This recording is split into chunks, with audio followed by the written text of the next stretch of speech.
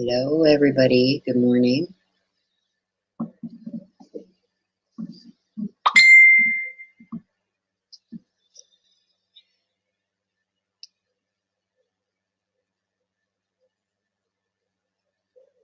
Just waiting for some people to get in here.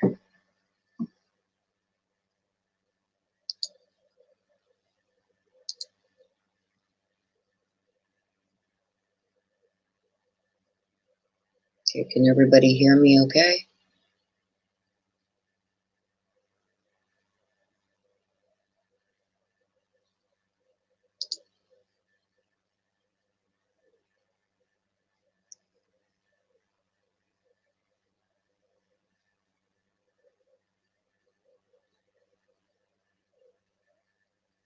Can everybody hear me?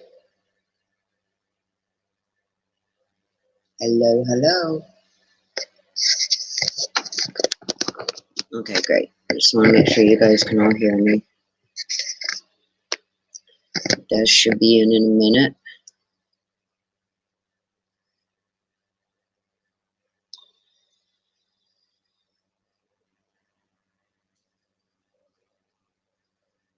So there's been some new stuff that has been filed in the Vallow Daybell case. So I'm going to go over some of the stuff that has been filed in the last week. And to me, I don't know, Mark Means seems like he's on a downward spiral.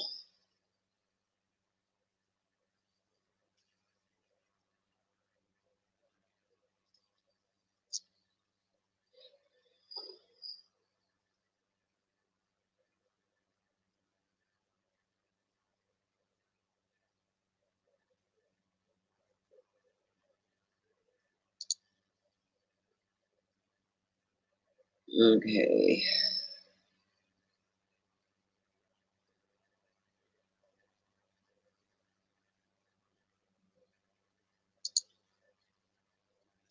Morning, Kim.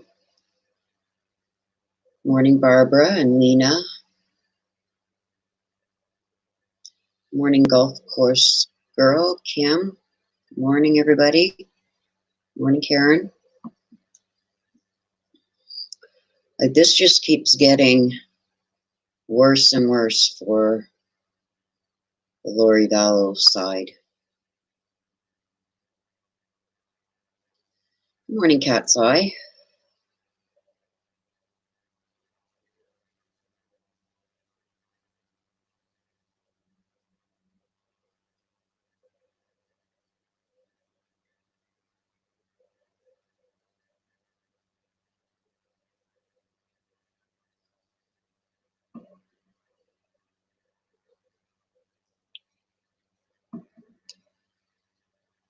Good morning, Yvette. So for those who are just joining, I'm going to go over some stuff that's been happening with the Vallow Daybell case, and I believe that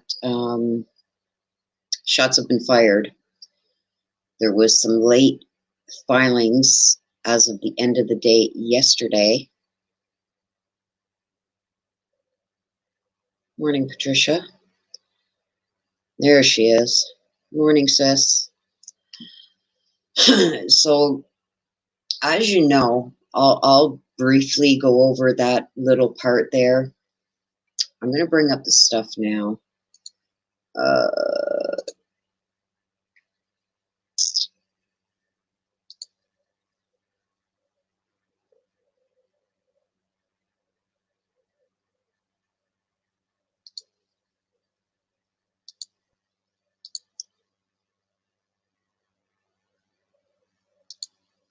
Okay, so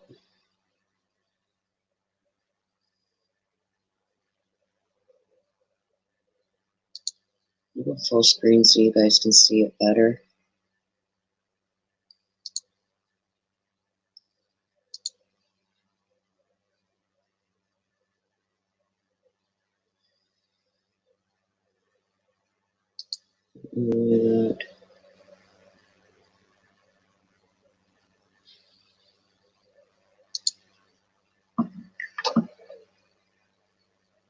Okay.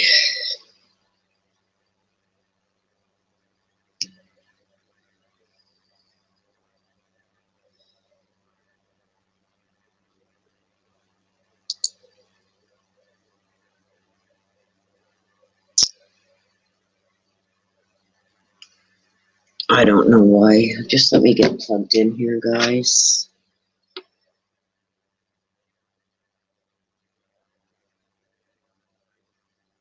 Because I don't know why my other monitor is not working so I can see your chats. So it's going to be back to using my phone. Just let me get that set up so I can see you guys' chat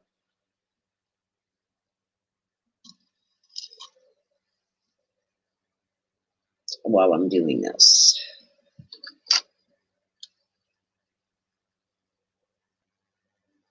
Today, you... Okay.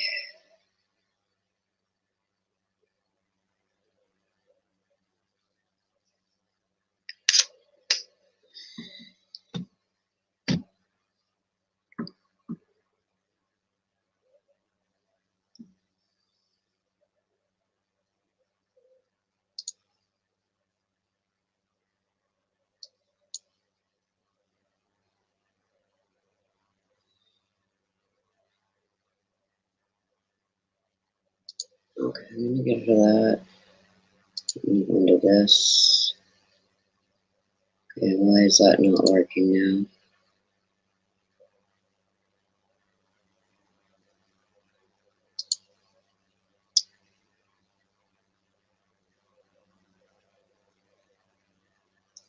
Technical difficulties.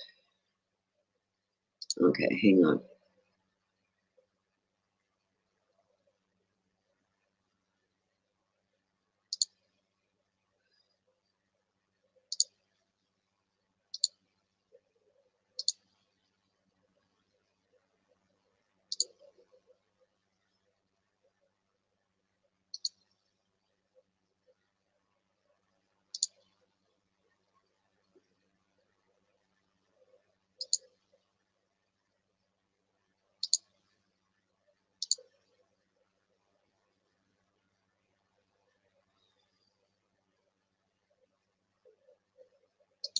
Okay.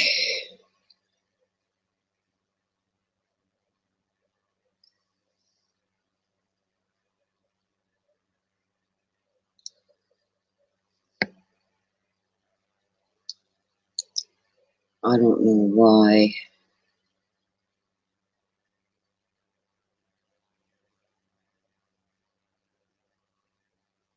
this is not.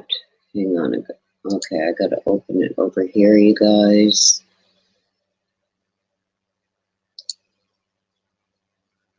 Ugh.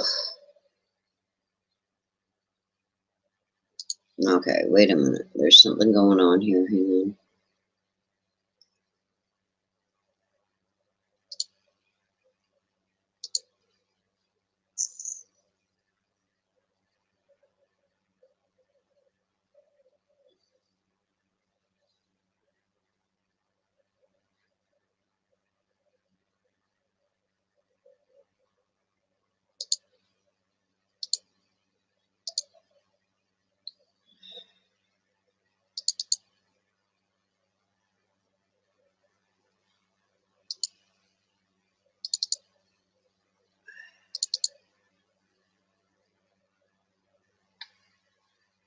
I don't know why I can't share this. What is going on? Hang on a minute, you guys. Technical difficulties. Um.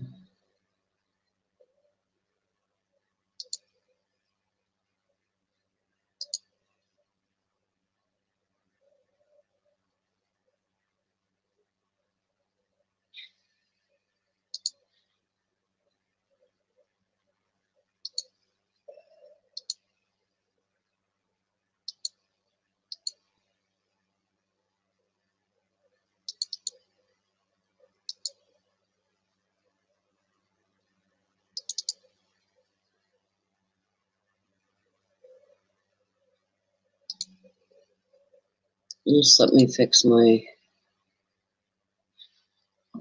Oh my gosh.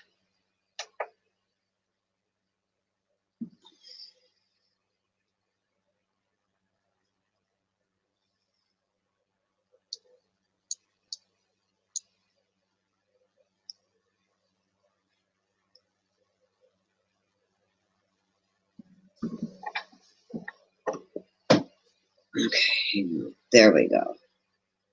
Okay.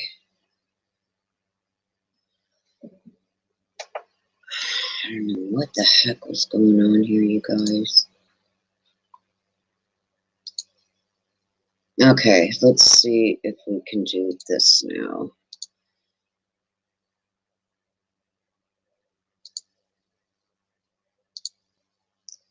Okay, I think I've got it, you guys.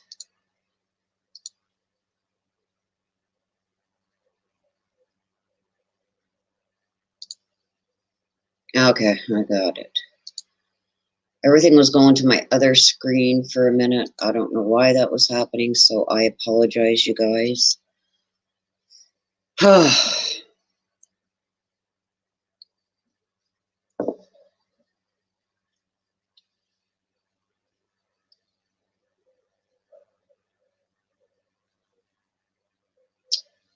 Okay, so can you guys all see this now?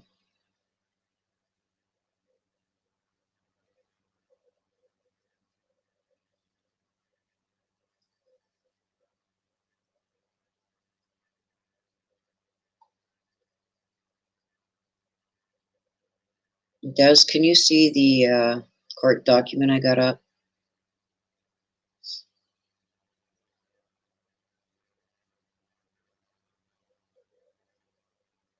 Okay. So we're going to start here, you guys, and then I'll get into where I'm saying shots are fired. If you guys remember back, I believe this was in December, when Mark Means filed this specific request of discovery after he got the slap on the hand because he couldn't get Rob Wood removed from the case. So then he's saying, okay, well, I went over this already with you guys, so I'm just going to skim through it. If you guys want to read all this, or if you haven't seen it, just pause the video and you can read all through it. This is basically Mark Means, back in December, after he lost his battle to have Rob Wood taken off the case, he sent this to the courts wanting a motion hearing. And what he wanted was, please take notice that the undersigned, pursuant to Rule 16 of the Idaho Criminal Rules, request discovery and inspection of the following information, evidence, and materials. So Mark Means sent this to the courts. He wanted Rob Woods to give him all of this. And number one was a list of all witnesses, potential witnesses, persons of knowledge or the like that you, Special Prosecuting Attorney Robert Wood, have spoken or conversed with regarding this case. Okay, like, and he wanted everything. Like, if he was passing somebody in the hallway and he said to another district attorney, hey, good morning, I'm going to work on the Lori Vallow case. He wanted that. Like, he wanted every single thing that come out of Rob Wood's mouth if it related to this case. And he said, please include but not limited to the person's full name, date and time of the conversation, specific statements of said conversation, location of said conversation, substance of conversations, method, duration, and persons in attendance or involved in said conversations. Please produce all records of said communications, tangible or intangible, included but not limited to recordings, text messages, email, phone records, voicemails, pictures, videos, or the like. Also include any identifying information for persons present. So he wanted to know who was even in earshot. Okay. or included in the said conversation or in proximity of the said conversation. Like if there was 5 Crown attorneys in the office and Rob Wood was on the phone talking to somebody, he wanted to know the names of all these people that were even in the room. Like it was ridiculous, okay? And he gave a list of all these people, blah, blah, blah, okay? Like there was a long list, okay? As you can see. So he filed this in December. They had, this was after they had the motions hearing to dismiss Rob Woods. Like this guy is going off the deep end, okay? So the next thing was Rob Wood, okay? He filed this, okay, so the motion that I just showed you that Mark Means had filed, this was just filed on February 11th or 12th, 11th. And this is his opposition. Okay, so he's responding to that request that Mark Means had put in, which was totally ridiculous. Okay, so this is quite lengthy. And what he says in here is he said, this is from Rob Wood, and this is what he responded to that. Okay, so like I said, if you want to read this in its entirety, you can just pause the video once it's gone uploaded, but I'm just going to give a brief description because there's a lot of things to go over here, and I want to get to the shots fired. Okay, so Rob Wood responds to that, and he says, on or about December 17th, 2020, the defendant, Lori Vallow, filed a specific request of discovery pursuant to Idaho Criminal Code 16 and served it upon the states. The defendant's request falls outside the scope of Idaho Criminal Rule 16 and is unreasonable and oppressive in its expansiveness, okay? So he's saying, like, this is ridiculous, basically, in nicer terms, okay? Despite already receiving over 38,000 pages and 700 gigabytes of written and digital discovery, the defendant now requests work product. Okay, so work product is, say Rob Wood is listening to this recording that was made of this conversation. Okay, we all went over that conversation where that one lawyer brought in Lori's sister, and he recorded the meeting with Rob Wood, and that's what they used to try and have Rob Wood thrown off the case, okay? So say Rob Wood was sitting there listening to this recording, he's making notes about things he wants to discuss in it, mental notes, but not in his head, he's writing it down on a piece of paper. So he knows what he wants to respond to, or what he thinks, you know, what he's hearing is not right, or things are being left out. Just his notes, as you would take as you were sitting in class. Like we all know when we were in college and the professor's up there talking about stuff, we're taking notes, so we remember certain things. Mark Means even wants those, okay? And that is Rob Wood's, what they call a work product. Or say he's having a conversation with somebody, and he's writing down things on a piece of paper as mental notes, so he remembers certain aspects of that conversation. Those are work product materials, okay? And they're non-discoverable. They don't have to give that to the defense, okay? So further, the defendant has filed to follow the required, the defendant has failed to follow required procedure by Rule 16 for information not otherwise covered by Rule 16. For these reasons, as further explained in this brief, the court should deny the defendant's motion to compel. Okay, so he goes through the applicable law, okay, where it says that the trial courts have a broad discretion in determining whether or not to grant a motion to compel. Okay, such decisions will only be reversed when there has been a clear abuse of discretion. Okay, in determining whether a trial court abused its discretion, the appellate court conducts a multi-tiered inquiry to determine, one, whether the lower court correctly perceived the issue, as one of discretion, and 2, whether the lower court acted within its boundaries of such discretion and consistently with any legal standards applicable to the specific choices before it, and 3, whether the lower court reached its decision by an exercise of reason. Okay? So the prosecutorial responsibilities and duty. The prosecutor does not have a general duty to collect evidence. Okay? Nor is there a constitutional requirement that the prosecution make a complete and detailed accounting to the defense of all police investigatory work on a case. Okay? The prosecutor is not required to deliver his entire file to the defense counsel. Due process though requires that the prosecutor disclose to the defendant all material exculpatory evidence known to the prosecutor or in his possession. Okay? Okay, so here it is here. Work product is non-discoverable. Idaho Court Rule 16G prohibits requiring the state or prosecuting attorney to disclose work product. Okay? So I went over what work product was to you, okay? But it reads,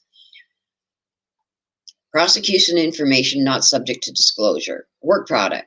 Disclosure must not be required of legal research of records, correspondence, or records of memos, like to the extent that they contain the opinions, theories, or conclusions of the prosecuting attorney or members of the prosecuting attorney's legal staff. Notes taken by an attorney from a witness interview are generally opinion work product because in choosing what to write down and what to omit, the attorney necessarily reveals his or her mental process. Okay, so like I said, that's what I was explaining. It's like, I'm going to take notes because I don't want to forget this or I don't want to forget that. So that's what he's talking about here, okay? So notes taken during interviews with potential witnesses are classic work product identified by Hickman versus Taylor. Okay, so if you want to read through this, you can. And he's just explaining how the rules apply and in what cases they were applied to. Okay? So then he goes on, like I said, you can pause this later on if you want to read all through that, but he's just explaining what the work product privilege means in criminal cases, okay? So requested information not otherwise covered. Idaho Rule 16b-10 allows a defendant to ask for material or information not otherwise covered by Rule 16. However, Rule 16b-10 specifically requires the defendant to motion the court for such information. Upon the said motion, the defendant must make a showing of substantial need and undue hardship in obtaining the substantial equivalent by other means. So Idaho Criminal Rule 47 requires that a motion, except when made during a trial or hearing, must be in writing unless the court permits the party to make a motion by other means, okay? He's also citing the harmless error standard. So Idaho Criminal Rule 52 states that any error, defect, irregularity, or variance that does not affect substantial rights must be discarded, okay? So his analyst, okay, so what he's doing is he's just giving an overview now of how he's responding to Mark Ameen's asking for every little single sneeze and hiccup and whatever, a pencil dropping, okay? So the defendant's request is illegal and defective on its face. The court should deny the defendant's motion to compel on the following grounds. A, the defendant's request is outside the scope of Rule 16 and is unreasonable and oppressive. Okay? So the defendant's specific request for discovery is far beyond the scope of Idaho Criminal Rule 16. There is nothing in Rule 16 that requires a prosecutor to disclose the defendant every person, witness, potential witness, or person of knowledge that they have conversed with about a case. The defendant's request of conversations with all persons is so vague and overbroad as to make such a request impossible to comply with. Literally interpreted, the defendant's request would require the state to make a record of even the most inconsequential conversations regarding this case and provide said records to the defense. Such a request is unreasonable and oppressive. The request by the defense falls far outside the material standard set by Rule 16b-4a. Okay? So it goes on to state what Idaho Criminal Rule covers. Like I said, you can read over this, and that is statements made by the prosecution, witnesses to the prosecuting attorney, or the prosecuting attorney's agents, okay? So basically, like when they turned over their arrest affidavit, stuff like that, stuff that's, you know, important in the case, okay? So things that they have specifically done. So, and like I said, you can read through this if you want, but the state has and will comply with this requirement. Rule 16 does not, however, require the state to close every person, witness, potential witness, and the prosecutor has ever spoken and conversed with, and cannot be read as such a requirement. As noted above, the prosecutor is not required to turn over his entire file over to the defense. Okay, so it's important to note that the state has complied with and will continue to comply with Rule 16. To date, the state has provided over 38,000 pages of documents and discovery, which number doesn't include the audio, audio, video, and forensic device files sent to the defense. Over 700 gigabytes of information has been disclosed, so that's a lot. Okay, so they're talking about the pictures and the video when they found the kids, all that stuff, the audio stuff, everything has been sent over to the defense, okay? Said documents include, but are not limited to, police reports, medical reports, school reports, phone records, forensic phone downloads, lab results, etc. So they've turned over everything that is generally turned over in a criminal trial, okay? So you can read through this again if you want. I'm just going to touch on it because I want to get to this shots fired. So then he also states that the defendant's request will require the disclosure of non-discoverable work product. Okay, so this just goes over what he's saying. The defendant's specific request for discovery would illegally require the state to turn over work product. We discussed what work product is. The language of Rule 16 is adamant that disclosure must not be required of the state's work product. Emphasis added, okay? So the defendant's request for the substance of all the prosecutor's conversations, specific statements of conversations, and methods of conversations, and especially all records of communication, would require the state to provide reports of memos to the extent that they contain the opinions, theories, or conclusions of the prosecuting attorney. All records of communication would of necessity require the state to turn over the prosecutor's notes and records containing opinions, theories, and conclusions.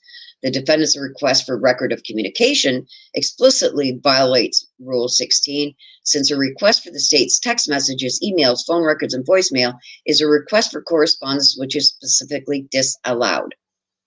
So this just goes to show you guys, that's why my thumbnail is the way it is, like,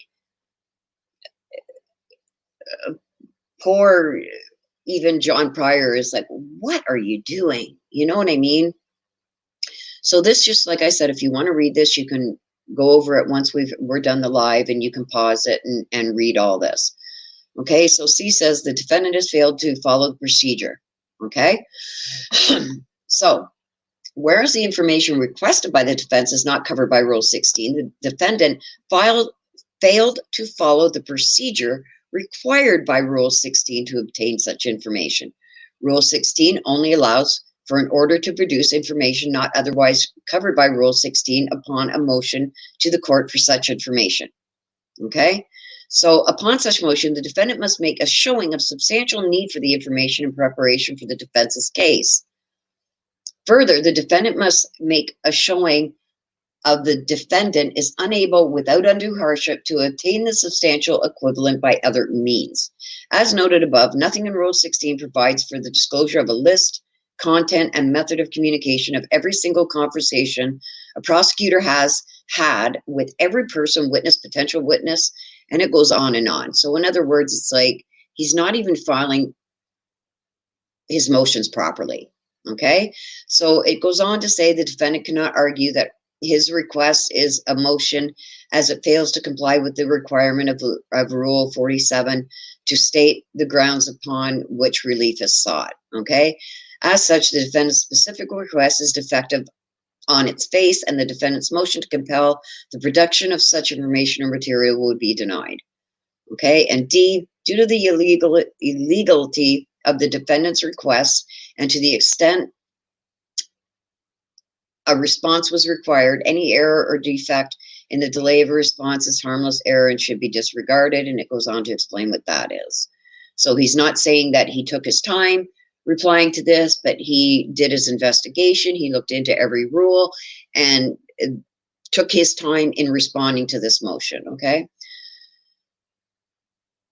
Okay, so the state acknowledges that it filed its response objection to the defense-specific request for discovery 8 days after the regular 14-day deadline. The state requires that the court, and its discretion and pursuant to Rule 16, find good cause that the state has not waived its right to object to the defendant's specific request for discovery, and it also requests that the court deny the defendant motion to compel on the grounds listed above. Okay, so he's asking that it's thrown out. Okay, and we're going to get to this, but here, okay, so the next one here. Okay, and this is Rob Wood's response to the supplemental declaration of counsel Mark Means, which Mark Means threw in some more jibber jab. We've gone over that in the past. And we're just going to hit it here where it says the state of Idaho, by and through Madison County Prosecuting Attorney's Office, hereby responds to defendant Lori Vallow's supplemental declaration of counsel Mark Means in support of a motion to compel as follows. After preparing the state's discovery disclosure in addendums A, B, it was discovered that the state could not verify. Okay, so you know when Mark Means threw his little fit and said, John Pryor got a disc with all this information on it, blah, blah, blah, blah, blah. I didn't get it. Look at that. They're keeping information from me. Do you guys remember that? Before we get into this, you guys remember when he threw that fit saying that John Pryor got disclosure that wasn't sent to him and all that crap? Do you guys remember that? I went over it not long ago.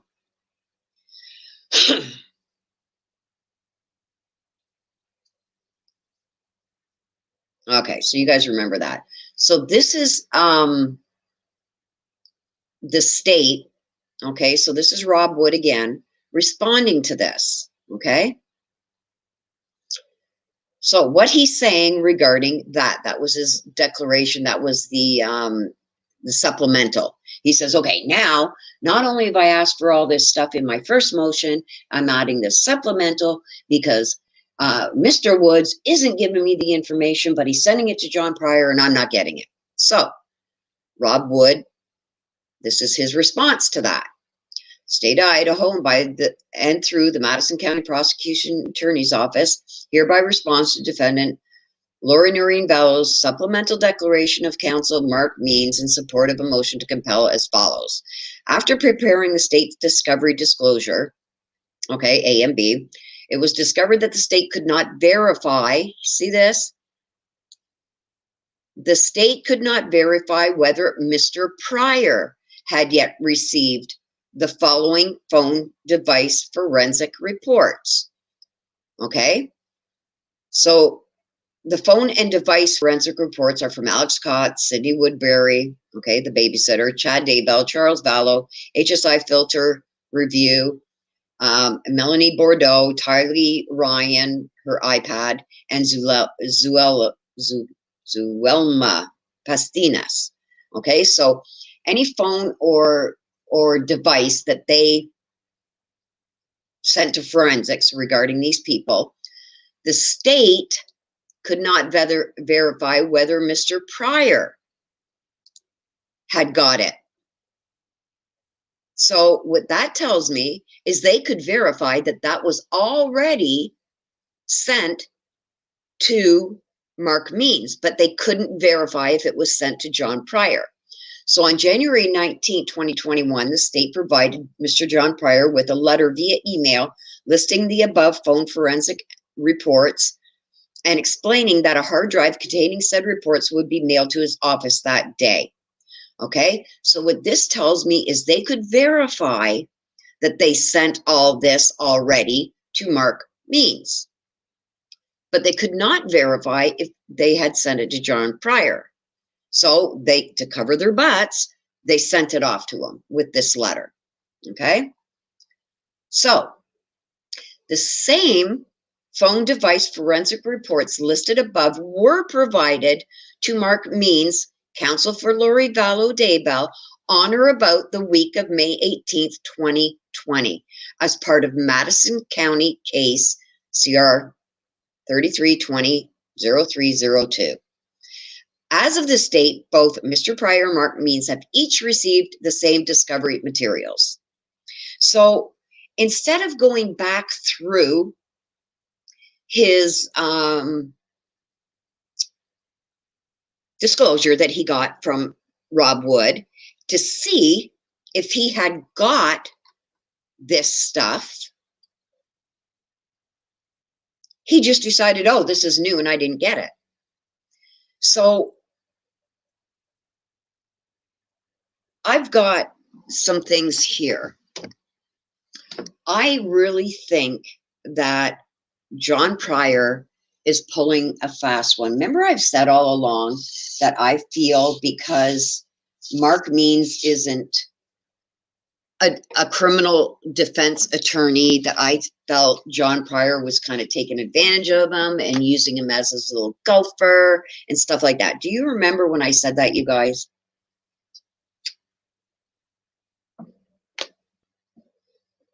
When they did this motion to dismiss Rob Woods. And I said, it really seems like John Pryor is the culprit behind all this, but he's in Mark Means's ear saying, blah, blah, blah, blah, blah, blah, blah, blah, and you should do this, and you should do that, and you should do this, and you should do that. Do you remember when I said that, you guys? Okay. So I believe that when John Pryor got this information, I believe he went to Mark Means, because how would Mark know that John got this new evidence, as he's trying to make it out as new evidence, and it wasn't given to Mark? So this is what I see happening with this. Because the state couldn't verify whether, in January, couldn't verify whether John Pryor had gotten this information, they figured, you know what, we're just going to send it again just to make sure they can't say we're not giving them everything. It was already sent to Mark Means, as stated here, back in May. So they know, they went through their records, they know that it was sent to Mark Means already, so they're not concerned about Mark Means. So they sent this off to John Pryor. Sorry, like we can't verify if you got this or not. We know we sent it to Mark Means, but we haven't sent it to you. Or if we have, we can't verify that, so we're doing it now. So when John Pryor gets this, I see him running down the hall to Mark Means' office. Look at, did you get this? Did you get this?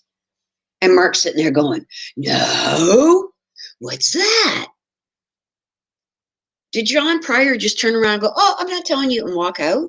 Or did he say, oh, well, this is phone and device evidence from Alex Cox, Cindy Woodbury, Chad Daybell, Charles Vallow, because there was a letter that came with this saying, this is what we're sending you. Did John Pryor say to Mark Means, well, didn't you get this? This is the phone device stuff from the forensic reports from phone and other devices from Alex Cox, Sydney, go down the list. Did he not say that? Is John Pryor setting Mark Means up? To me, it looks like that. Because I would think if John says, well, I got this letter with it saying that they couldn't verify whether they sent this to me or not, and this is this contains forensic reports for all phone and other electronic devices from Alex Cox, Sydney, Chad, Charles, HSI, Melanie. Did you get that? And I mean, that's damning information. So I'm sure Mark Means would have remembered getting that if John Pryor had said that. So I don't believe John Pryor told him what it was, even though he knew what was on there. And I think he's going, wow, if I were you, I would throw this supplement and blah, blah, blah, blah, blah. And, you know, look at that. They're keeping more information from you because I got it. I don't know if I'm thinking more into this than what's there, but this is what it's looking like to me. John Pryor again in Mark Means' ear. Wow, you didn't get it. I got it. You know what I mean, you guys? So this is what Rob Wood, after Mark Means accused Rob Wood of not giving him this forensic report on all these devices and giving it to John Pryor and not him. Well, he did give it to you. He gave it back to you in May. And I would remember, even with my bad memory, because this is damning evidence. This is big.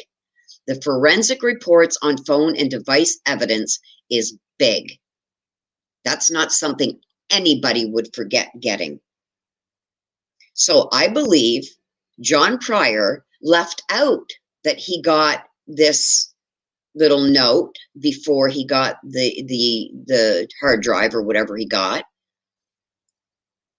He probably told him, I don't know what's on it, but I just got this today. Why didn't you get it? Because it had already been sent. So I believe that John Pryor is kind of setting up Mark Means to go off on some of these tangents he's going off on. Okay? So the next one we're going to look at is the next thing Mark Means filed, okay, was this. Declared motion for order directing attorney-client privilege communications. Okay, so now if you guys remember correctly, Mr. Means then filed another motion, a declared motion to be exact, saying, like I said, if you want to read through this all, you can read through it all. But he's saying, comes now, defendant Miss Lori Vallow, and through her counsel of record, Mark Means, and pursuant to Idaho State Constitution, United States Constitution's 6th Amendment. And I'm going through this, you guys, because this is going to go back to shots fired. Wait till you see that. And I know I'm kind of repeating myself sometimes when I say that I believe that John Pryor is kind of setting Mark Means up. And the shots fired is going to show you why. So now he's filing this thing, this declared motion, okay, regarding her 6th Amendment, okay, and the court inherent powers to ensure justice is served, hereby moves the court for an order directing the Sheriff's Department, employees, detention guards, deputies, and the like of Madison County, State of Idaho, and the Madison County Detention Center employees to allow access and privileged communication between attorney Mark Means and client Miss Lori Vallow in compliance with rules and administration of justice and Constitution, blah, blah, blah, blah, blah. Okay? So, this motion is brought under the 6th Amendment of the United States Constitution, Idaho State Constitution, the court's obligation to ensure and administer justice in this case and any and all other applicable rules of law. Specifically, the 6th Amendment states, in all criminal prosecutions, the accused shall have assistance of counsel. Okay? So, the 6th Amendment right to counsel is the central element of our adversary system. Okay, so he's talking about the fairness of this and being able to communicate with his client and her being represented. Okay, the facts that the defendant was arrested on 2 counts of felonies. He goes through her charges. Like I said, if you want to read this all, you can pause it and read it later. He goes on again to complain about going to the jail, and he was denied access without notice. My client was allowed to speak with counsel through 2 telephone options. One was a telephone at the desk of the deputy, and his client was handcuffed to the said desk, and another is through the visitation center, and he's saying that this option, that there was a deputy within earshot of hearing the calls and all this crap, okay? So what I want to get to in this, like I said, you can read through this if you want, you can pause it. But what I want to get to is that he was causing, I went over this before, that he was upset that he was in this room and he had no desk to put his stuff on, and he had to talk through a phone, and there was a video thing there taping them, even though it didn't have any audio, that because one call was recorded accidentally, that, you know, all this stuff that he's using to back his claim, because he is asking, like I said, you can pause this later if you want to read through all this. He's saying the past and current circumstances of the defense is forced arbitrarily to deal with a preparation for this trial are unfair and in violation of the defendant's right, are hypocritical for the defendant and subject to failure. Okay, so he goes through reasons. Defense counsel and any defense counsel experts to be admitted to meet with the defendant uninterrupted face-to-face as deemed necessary. So he wants a special little room if he wants to go there and meet with her personally. So this is what he's requesting. He's also requesting the detention center be ordered to shut off video recordings and any other recording devices during privileged communications. And this is where it gets interesting. He also wants the defendant to be provided a cellular telephone that is limited in its access to the defense. Okay? So this is what he's asking for. It goes through this, okay? What he's asking for, his certificate of service. Exhibit 1 is going to show, I'm going to make these pictures smaller so you can see them. Okay, so he's taking pictures, you guys, inside the jail, which is illegal, even for lawyers. You cannot take pictures inside the jail. He did. So here's one of those pictures. He's trying to show, look at what I've got to do. Okay? He's showing his computer, sitting on his files. These are all illegal. What he did was illegal. Here's the camera. Okay, so this is where Lori Vallow would sit. He's showing pictures of inside the jail. He's blocking out Lori's face here. He's showing the camera up here, that when he holds up stuff to show Lori that the camera can pick it up. And what they do is they put a big square here on Lori's side, so they can't see what the defense is showing Lori. Okay, so they do that already. But he's saying, look it, they are everything that I show my client. There's no, look at how bad he bites. Oh my gosh, look at how bad he bites his nails here, you guys. Anyway, off topic, sorry. He's saying, look at, they can see everything I'm showing my client. And he's just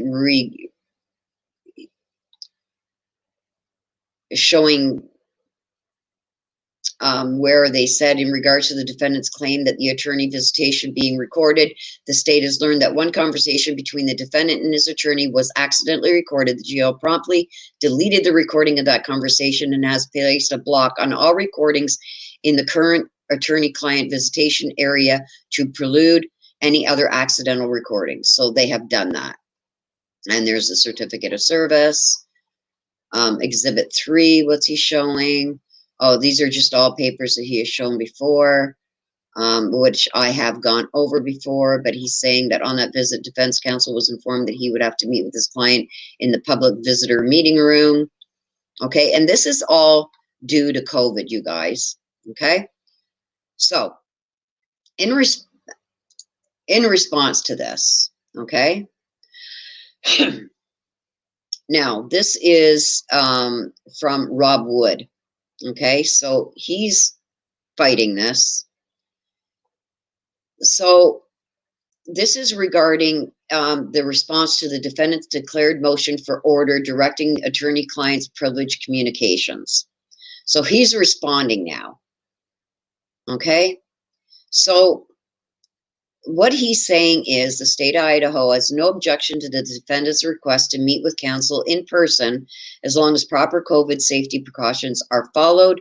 The state, however, does not substitute its own judgment for the Madison County Jail in regards to what safety precautions are necessary. So that's out of his hands. That's up to the jail, okay? But Rob's saying he has no objection to them meeting in person as long as COVID safety precautions are followed. Okay, so number 2, the state objects to the defendant's request that security cameras in the jail be turned off during visits, but does agree that no audio recording should be made by the Madison County Jail of any such visits. The state has been informed by the jail that the security camera system does not record audio. The state is further aware that a virtual box can be drawn around the defendant and her counsel so that security personnel monitoring security cameras cannot see the defendant and her attorney and any items on the table in front of them that when they are meeting. Okay, so the state objects to the defendant's request for a cell phone for the defendant. Idaho Code 18-2510 lists cell phones as contraband items for individuals detained in a detention facility. We all know that, okay? So, and here is just going over the code that says they're not allowed cell phones, okay? B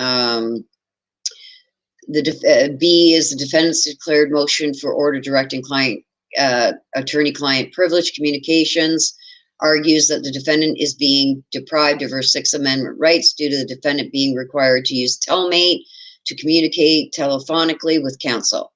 Well, this just goes on to say that everybody inside that jail, that is how they talk on the phone with their lawyers, and nobody else has ever complained about it. But this is how, if you want to talk to your client in the jail, this is how it's done. It's by Telmate, and those are not recorded. And he's just stating here too that he's going over that this is regurgitated stuff that Mark Means fought about in the bail the motion that he brought to amend a motion for a bond reduction. This was all discussed then and there, and it was already disposed of, and he's just regurgitating it all again. So like I said, if you want to read through all this, okay. So he also goes on, and I have made mention about this in one of my last videos, okay. So Rob Wood is also stating, not only is the defendant attempting to relitigate facts previously decided by the court, this is in the bond reduction about these telecommunications, she is also litigating those same facts through social media. On or about February 5th, oh my gosh, I can't believe that the Crown's office or district attorney, whatever they're calling them, made this error. Oh my gosh. Okay, this is an error. This should have been 2021. This is an error by Rob Woods' office. And I'm sure John Pryor is going to jump on this and go in Mark Means' ear again and go, you got a reason for dismissal now. Anyway, this is an error right here, you guys. This should have been 2021. Okay. But so we're going to read it as it should be. On or about February 5th, 2021, Mark Means' counsel for Lori Daybell published a series of tweets on social media app Twitter in which he reasserts the false claim that the state is or has wrongfully recorded attorney-client conversations. 2 of these tweets are attached as Exhibit 5. Be careful what you do. This is why criminal defense attorneys know better than to go and put stuff out on social media. Okay? Rob Woods is all over this. 2 of these tweets are attached. Okay? So the rest of this, I'm going to go to the tweets, you guys, but the rest of this is just him saying about the calls, every call that he's going to state about the calls, the recordings being turned off. Like I said, if you want to read through that, you can pause it. Okay, so we're going to go through this. This is certificate of service. Okay, here's the amended, he attached this. We went over this, you guys. This is back in March, when Mark Means filed for an amended motion for bond reduction. I'm not going to go through all this again, but Rob would attach this as Exhibit 1 just to show that the telecommunications using the phone system has already been ruled on, and that he's trying to have it ruled on a second time. So he's going through the bond reduction, what was brought up at the bond reduction. Like I said, if you guys want to go through this, you can pause it and read it. But this is, he's attached this just to show that it can't be ruled on a second time. It's already been ruled on. Okay. Okay, and this is an affidavit of Lieutenant Ron Ball regarding the phone conversation that had accidentally been recorded, stating that it had been deleted. Like I said, if you guys want to read through all this, this is just his proof that people took action right away on that one recorded call that was deleted right away. Okay. And this goes through exactly what they did, how they did it, when they were made aware of it, and step by step everything they did. Like I said, if you guys want to read through this, you can go ahead and read through it. But okay, so then we're going to go on to every phone call that Lori Vallow has had. The times, dates, the lengths of the call with her attorney, where the calls were held. You can go through that if you want. This is just evidence backing up what Ron Wood is saying. Okay. Okay, so here's the tweets. So Mark Means tweeted this out on Twitter. When attorney-client communications are or were recorded, when attorney is denied access to meet with his client for months, is the current case in Madison County never the case in Fremont? When witnesses are coached on what they want to hear, one must ask themselves, ... Okay, and then another one, finally, one must ask yourself, when the defense has to fight for the production of evidence, this is regarding that information that he thinks John Pryor got and he didn't get, which he had got months and months beforehand. When list of witnesses for the state is produced a year or so after charges are filed, when attorney-client communications are or were wrongfully recorded. Okay, so this is what Ron Wood is talking about, which Mark Means is putting out there just ahead of the next hearing that is coming, where Mark Means wants it a change of venue because he doesn't think he's going to get a fair jury. He's putting this stuff out there and saying false accusations on Twitter against Rob Wood, sorry. He's making this happen. So like people are, saying like, what the hell is going on here type thing. You know what I mean? But he's making false accusations still. So Rob Woods put that in there and he's getting fed up. Okay. He says here that evidence was only produced a year or so after charges were filed. No, buddy, you got that back months and months and months in just after she was charged and whatever. The only reason John Pryor only got it recently is because they weren't sure if they had given it to him or not. They knew they had given it to you months and months ago. Okay, so these are just his exhibits of the phone calls again and visitations. Okay, so are you guys ready for shots fired? Now, I do believe that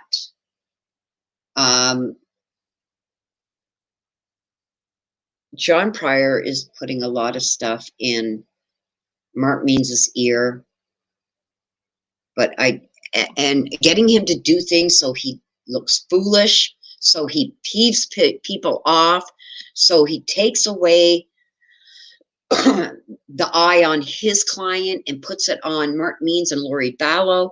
There could be numerous, and this is in my opinion only, numerous reasons why I believe John Pryor is sending Mark Means up the river without a paddle. I believe there's a lot of reasons why John Pryor is trying to make Mark Means look foolish. I believe there's a lot of reasons why John Pryor is getting Mark Means to file all these motions and blah, blah, blah, and get the court all upset because they want the anger and everything directed at Mark Means. They want the prosecuting attorney and his anger towards this case thrown at Mark Means, and him sitting there looking at Rob Wood going, Rob, look at, I'm following all the rules. Look at what this Mark Means is doing. Oh my gosh, John Wood, I feel bad for you, buddy.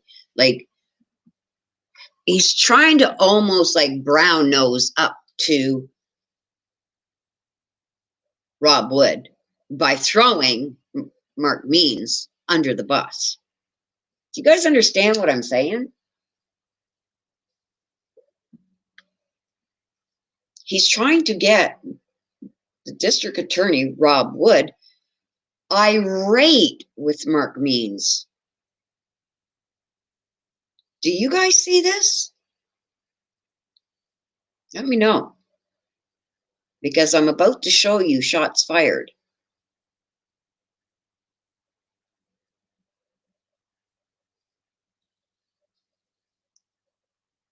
Anybody?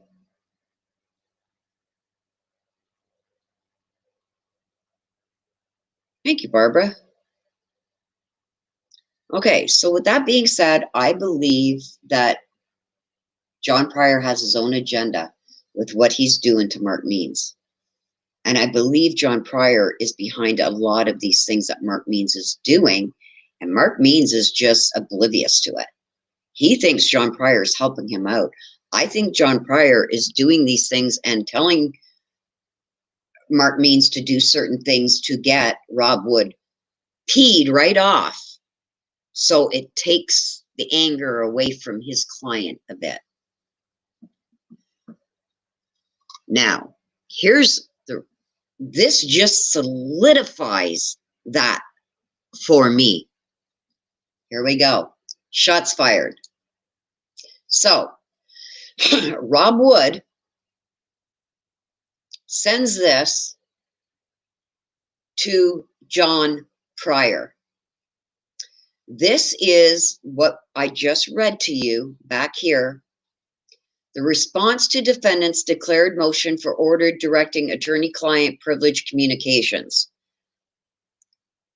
This is what Rob Wood filed to the court against Lori. You see this? This has nothing to do with Chad Daybell. This is a response to Mark Means. You see this, you guys? But Rob Wood, see up at the top here, Rob Wood, this is what he filed against Mark Means, not John Pryor. This has nothing to do with John Pryor at all. This is the communications things that Mark Means is complaining about not having access to his client, wanting a cell phone for his client. Look at the conditions I got to see my client in. This has nothing to do with John Pryor. Do you see that? Nothing to do with John Pryor or Chad Daybell. This has to do with Mark Means going to the jail or calling the jail to speak to his client. Nothing in here has to do with John Pryor or Chad Daybell. But Rob Wood sent this whole thing. Look at what this idiot, hey, this is, in my opinion, what this does. This is Rob Wood going, hey, John, I'm sending you something, buddy. This is what I'm going to send you, buddy. Look at this. Look at this. Look at what Mark Means is doing. Look at what Mark Means is asking for his client. Look at what he's sending me. Look at what he's filing with the court. Look at this. We've already gone over this. This is exactly, look at, this is what I just sent you guys. Here's the exhibits. Here, John, look at this. This is what this Mark Means is sending me. Look at this, buddy. Like, you're a criminal attorney, buddy. Look at what he's sending me. Look at this. See Mark Means' signature on all this? Look at this. Look at this. And you see that it's only filed with Madison County. Okay? Look at this, John. Look at what this, look at this. This is what Rob's saying to John Pryor. Look at what this guy is sending. Look at what he's filing. Look at this stuff. Check this out. Here's the phone calls. Here's every phone call he made to his client. What do you think of this, John Pryor? Here, John, check this out. Check this out, John. Look at this, John. There was no reason for Rob Wood to send that to John Pryor. It has nothing to do with John Pryor or the case that involves Chad. Okay? So, shots fired. Here we go. Do you want to see what John Pryor sent back and filed with the court? This is where I say shots fired. And do you remember, you guys, I said they are going to turn on each other? Shots fired. Here we go. See this? John Pryor, attorney at law. In the District Court of the 7th Judicial District. This was filed on February 12th, yesterday. And I believe, well, yesterday morning, 11:38 a.m. on a Friday. Shots fired. In the District Court of the 7th Judicial District of the state of Idaho, in and for the county. Okay? Declaration of counsel for Chad Daybell in response to these motions. Okay? This is in response to Mark Means's motions. Okay? Comes now the above named defendant, Chad Guy Daybell, by and through his attorney of record, John Pryor. I make this declaration in response to defendant Lori Vallow's motions to set before this court on February 17, 2021. I am the attorney for Chad Daybell, one of the defendants in the above entitled action.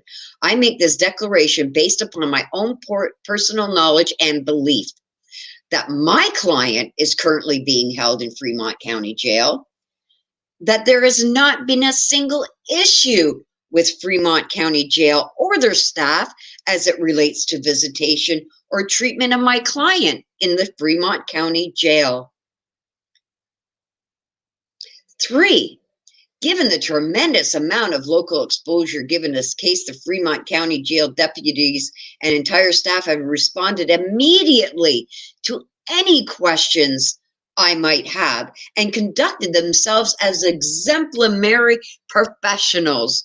Their exemplary conduct and professionalism have been consistent throughout this entire process so far. Do you see this, you guys? He is attacking Mark Means with this. He is taking the prosecution's side in this. As it relates to Mr. Daybell, I have not had a single incident of any type and have not had the same experience that Mark Means has apparently had with Madison County. Do you see this? Now he is saying, basically, in my honest opinion, he is saying, I've never had any of these problems. Okay, if you didn't, then why did you speak at the hearing to have Rob Woods removed from the case? Why? I have not had a single incident of any type and have not had the same experience that Mr. Means has apparently had with Madison County. What? Then why did you file your own motion to have Rob Wood removed? Why did you speak at that hearing if you have not had a single incident of any type and have not had the same experience that Mr. Means has apparently had with Madison County? Do you see why I'm thinking John Pryor is using Mark Means and Mark Means's lack of knowledge of how criminal trials work? Do you see what I mean now, you guys? That given the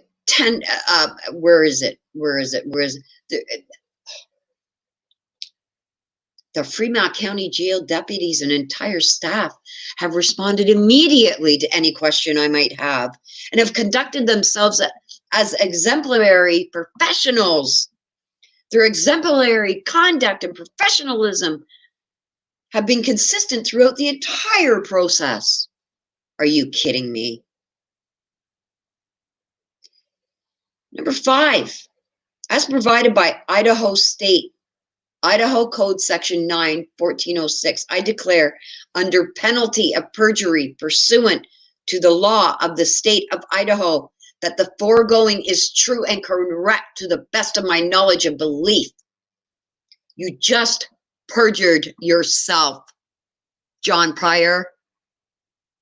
You said you have not had a single incident of any type. There's his signature.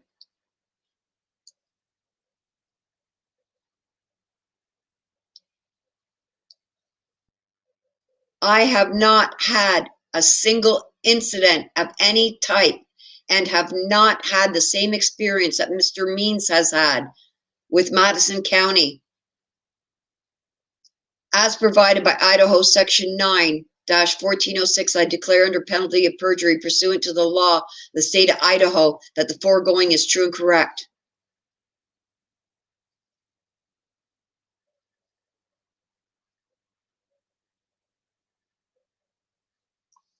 Shots fired. He is throwing Mark Means under the bus. He is kissing butt to the jail, to the courts, and to Rob Wood. I declare under penalty of perjury, I have not had a single incident of any type, and I have not had the same experience that Mark Means has apparently had with Madison County.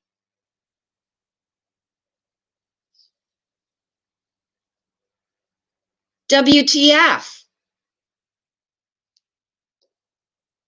There's his signature, dated February 12th, 2021.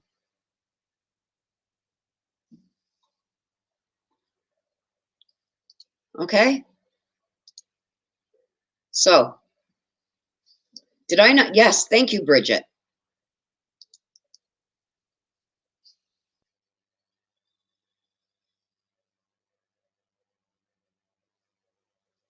What do you guys think? Do you see now why I had to go over the other? Okay, I'm going to leave this open just in case I do have to go back. Do you guys now see why I went over Mark Means's motions as it pertains to this stuff here?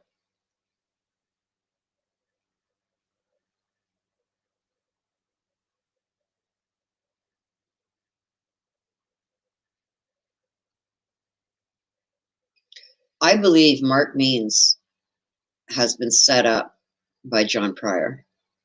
And I believe, in my opinion, and all of this, you guys, is in my opinion only. You guys can read it and go through it yourself. I have said long ago, and like Bridget Rising just said, you called it, Willow. I called this long ago, that I believe that John Pryor was using Mark Means's lack of knowledge in cases like this to use him to do his dirty work. So it didn't look like John Pryor did anything wrong or wasn't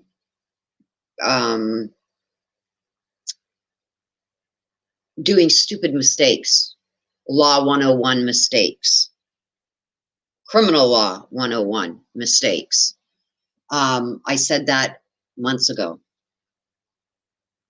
when I seen Mark Means starting to file a lot of these crazy motions and accusations and this and that and whatnot. I felt like John Pryor was in his ear because Mark Means was using phrases, quotes that seasoned criminal lawyers use. And that's not in his vocabulary because he's not, and this is by no means a jab at Mark Means. He's not a criminal lawyer. So being that I did work in criminal law for 20, 25 years, I pick up on these things.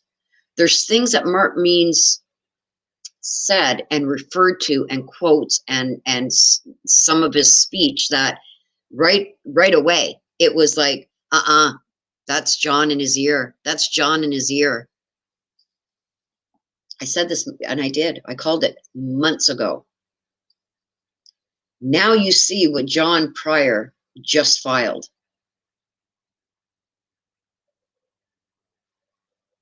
So now I'm open to questions from you guys.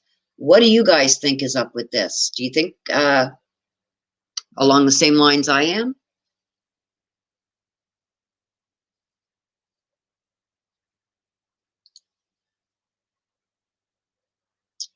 Justine says, Means is probably watching your channel to find out what Pryor is doing, as you're the only one talking about that. Yeah, I don't think anybody else has seen this yet. I think there's a few people that watch my channel for stuff like this. Oh, thank you, Missy. Yeah, so it's like, there. Barbara Garrett, I think you nailed it. Like I said, you guys, I get up very early in the morning. I'm up early. The first thing I do is I have my coffee and try and wake up.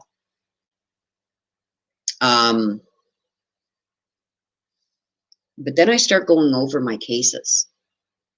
Okay. And we have, I believe it's on the 17th. Let me just check here, you guys. On the 17th, okay, is the hearing on the motion to compel. That is coming up.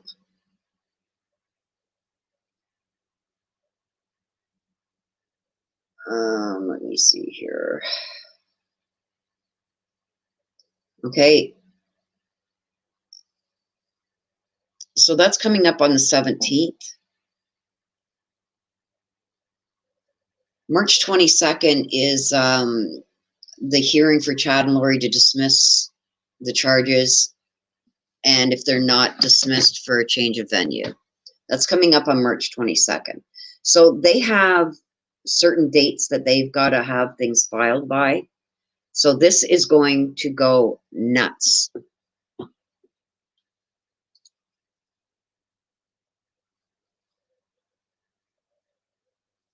Yeah.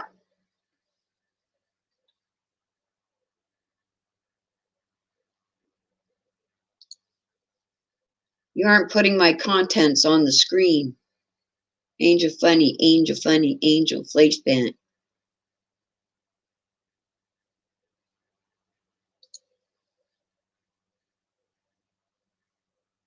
Because that's how they're showing up.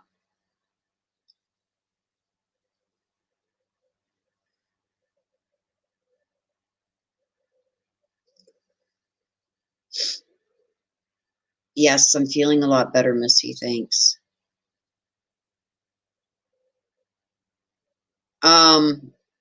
That's because I'm on StreamYard. I'm not on YouTube. I'm on StreamYard. So that's why they're not showing up.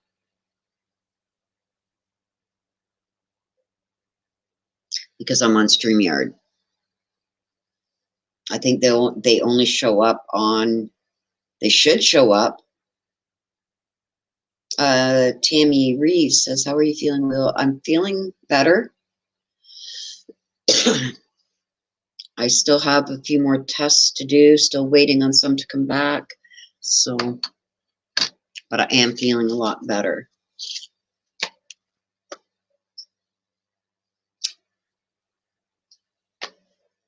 So what are your guys' thoughts?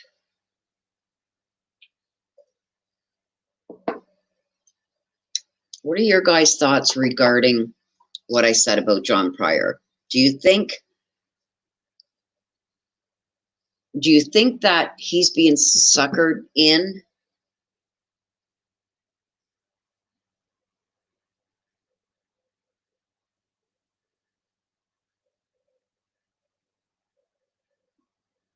I did share it. Watch. I shared it. It's not coming up.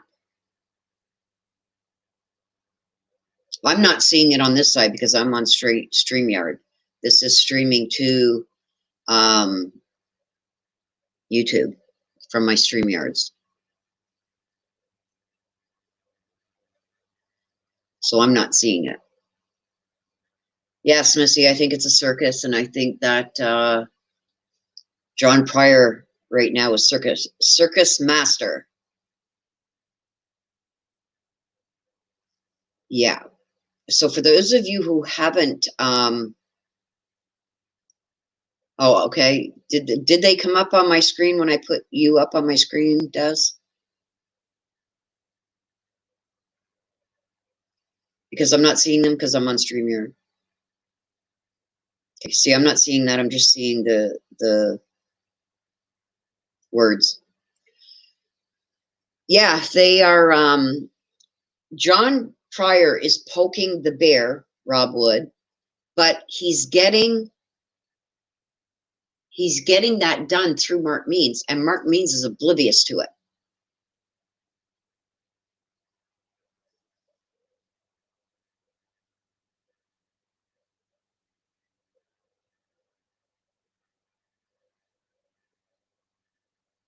Okay. Okay, Des. So what do you guys think is going to happen next? Shots fired. I think with what John Pryor just filed, I think he stated a line drawn. Yes, Corey, as far as I know, I am still doing the live tomorrow.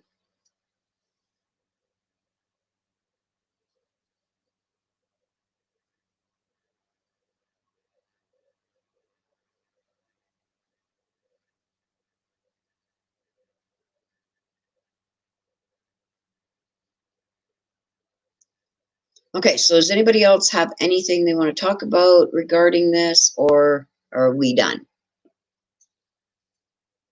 Let's see how fast everybody else comes out with this now.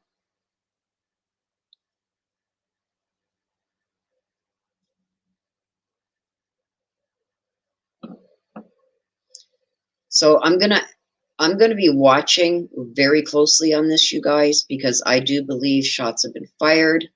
I showed you I showed you John Pryor firing them shots, and Tammy, yes, start at the beginning, because to know the backstory as why I believe shots are fired now.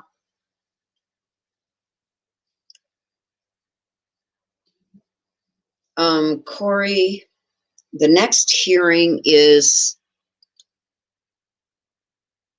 on February 17th, and that is the hearing for the motion to compel, which I think is going to be denied. The next one after that is March 22nd, and that is both Chad and Lori are going for a motion to dismiss their charges, all charges. And if that doesn't work, then they are going to have the motion on the change of venue, which the change of venue, I don't think anything is going to be decided regarding that on that day, because that is generally a change of venue. You don't ask for a hearing for a change of venue until after you try and pick a jury. And then if you feel you can't find an impartial jury, that's when you motion the court for a change of venue.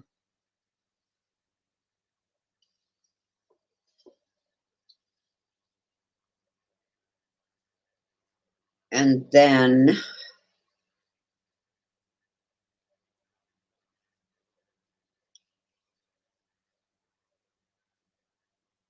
their trial is to start on July 12th.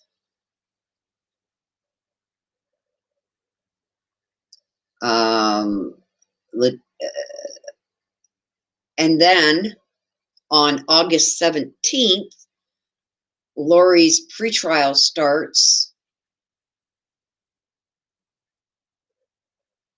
for the other charges she's facing. The pretrial starts on the 17th, and then her actual trial starts on the 30th. And there has been no date set yet, I don't think, for Letitia. Or has there? Oh, okay. Letitia is back in court on March 11th. And that's for the proof evident presumption great hearing, and to have the bail reset at no bail. And that's at 8:30. So lots coming up in March, then July, and then August. I believe at that time with Letitia, I believe it's the 11th of March. Let me just, yeah, 11th of March, I believe they will set a pretrial date and then a trial date.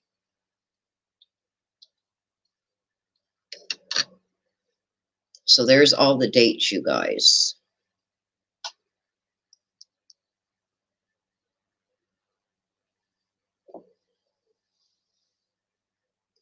Yeah, well, like I said, the judge will, and this is just my take on it, you guys, on the 17th of February, I believe the judge is going to deny Mark Means's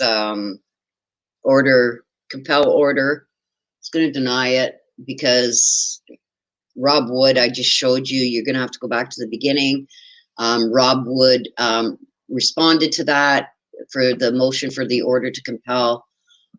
He did reply to that, saying that all evidence was given. It's just they didn't realize if John Pryor had already gotten it or not, so they sent it again to him. Mark Means is saying, I believe John Pryor went over to Mark Means saying, look at what I got. This was in January 19th.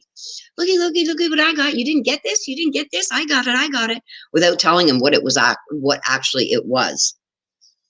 And Mark Means had already been given that back in March or something like that. It was months before, but the prosecution didn't know if they had actually given that to John Pryor. So just to cover their butts, they gave it again to John Pryor. They knew they had proof that they'd already given that to Mark Means.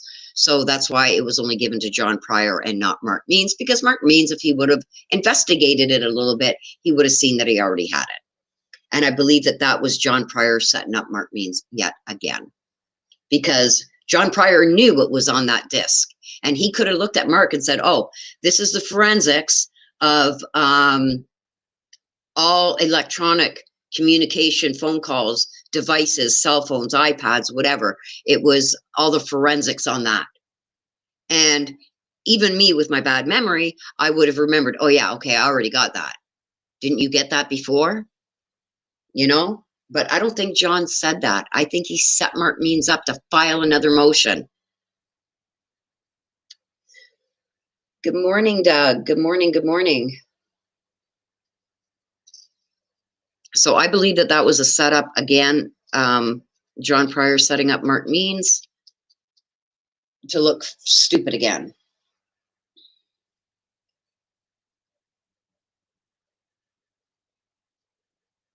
So then you will see where shots are fired, because John Pryor outs himself. He also perjures himself. You'll see it. You'll have to watch it from the beginning, you guys, and see what I go over and see where I say shots fired, because I think the line in the sand has now been drawn with what John Pryor has now filed.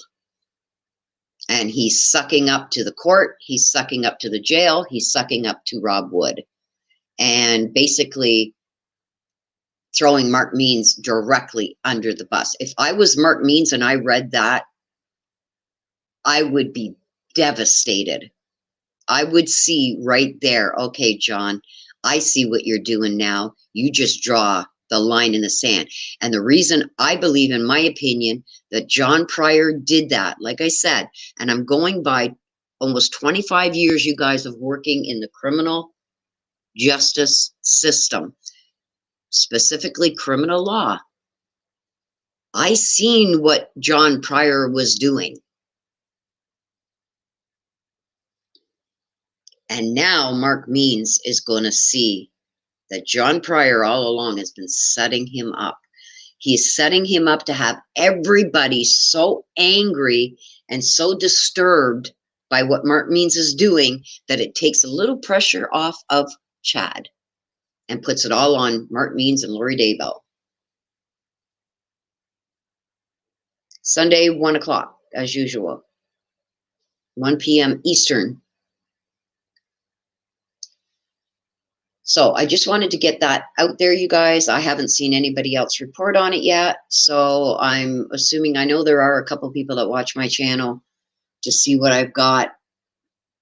I mean, it's public record, but I don't think people stay on it as much as I do. But every case that I've gone deep into, you guys, I stay on top of. I'm about to get offline here because I want to do my reads that I do just for myself to stay up to date, to see if I'm given anything new, especially on the boys. And I'm going to do a read for myself on John Pryor to see what my ancestors are going to give me, to see if I'm far off the mark.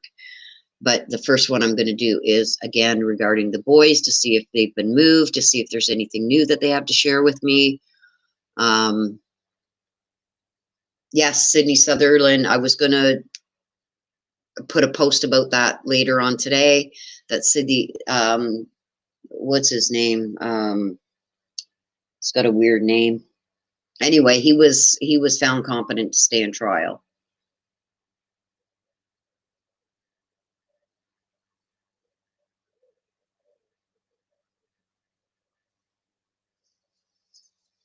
And I mean, I knew that by my read. He knew exactly what he was doing. And he knows how the criminal courts work.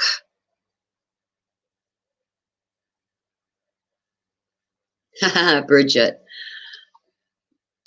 Bridget says, oh, how I'd love to be a fly on the wall while you're reading Pryor. Oh, yes. Yes, so I am going to get off here, you guys. I am going to do my daily that I do on Orrin and Orson. I am also going to do a little read for myself regarding John Pryor to see if I'm on the right track. I believe I am. Corey Quake, that's his name. Quake Llewellyn is the one that murdered Sydney Sutherland, and I called that a day before they found her. And I called it, my read was spot on, that it was somebody she knew. If you haven't seen that read, it is in my videos, in my list of videos. This is Sydney Sutherland. I did that read the day before she was found. And that was spot on also. And she did know Quake, her killer. So if you haven't seen that reading, you guys,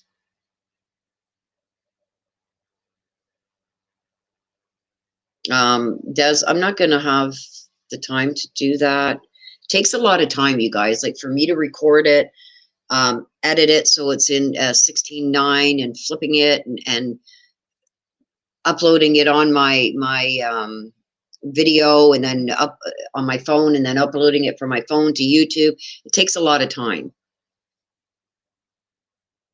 And then doing a thumbnail and description and all that stuff, it's just too much to do. And like I said, I do it every day regarding the boys. So it's just it's a couple hours work just from me recording it to getting it where you guys see it. It's like 3.5, maybe 4 hours work. So I can't do that with everyone, you guys.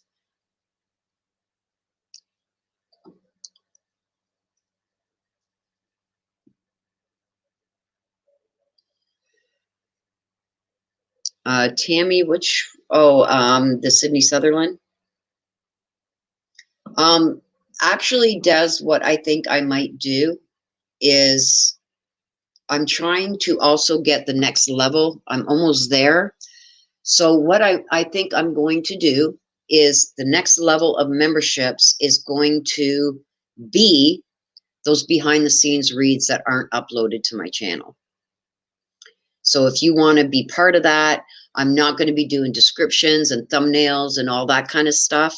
It's going to be for my members only. That's going to be in the next tier, where I will do, I will video the reads that I do when I do them, the daily ones or the ones that I do just for myself. And those will be for members only. So if you want to see those, then you're going to have to become a member. I may or may not release them down the line if there's certain ones that information comes out that I feel is huge.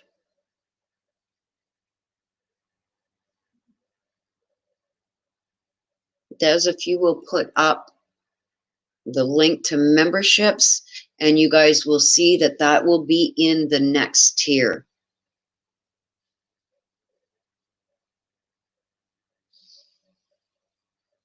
So there's our link to our Facebook. There's a link to the Twitter. If you can put up the link, Des, for memberships. And I'm hoping you guys to get that done this weekend, to have the second tier of memberships. So anybody that's in the basic would have to upgrade to the next level.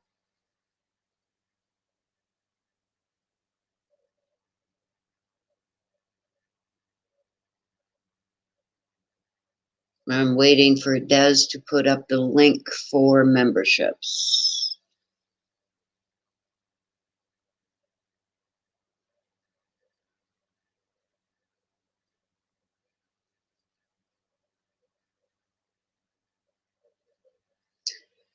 Okay, well, for personal readings, paid private reads, there's my email. I'm looking for memberships.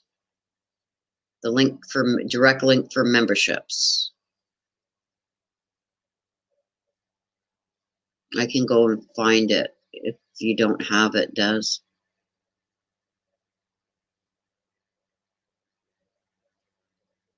There you go. Direct link to the memberships is right there, you guys.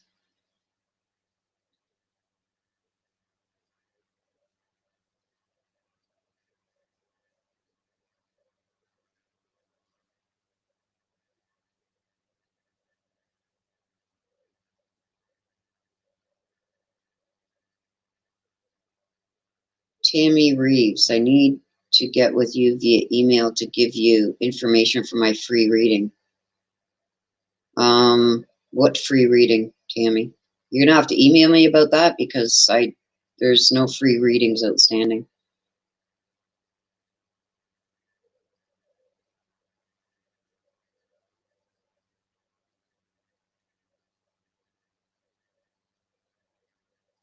Okay, so there's the link, you guys. My email is in the description of every video, you guys, that I put up there, whether it's a live or a recorded video that I've done, a recorded read that I've done, anything on my channel. If you go into the description box of the video, you will find my email there. You just copy it and paste it into your browser.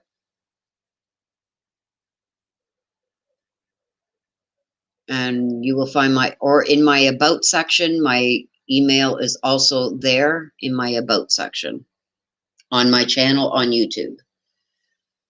Okay, so with that, I'm going to let you guys go. I'm going to get back working on this next tier. And I hope to see you guys all tomorrow, 1 p.m. Eastern, for the chit chat and subscriber mini reads. Until then, I will see you guys tomorrow. Please stay safe. Stay safe. And I'll see you all tomorrow. Bye-bye for now.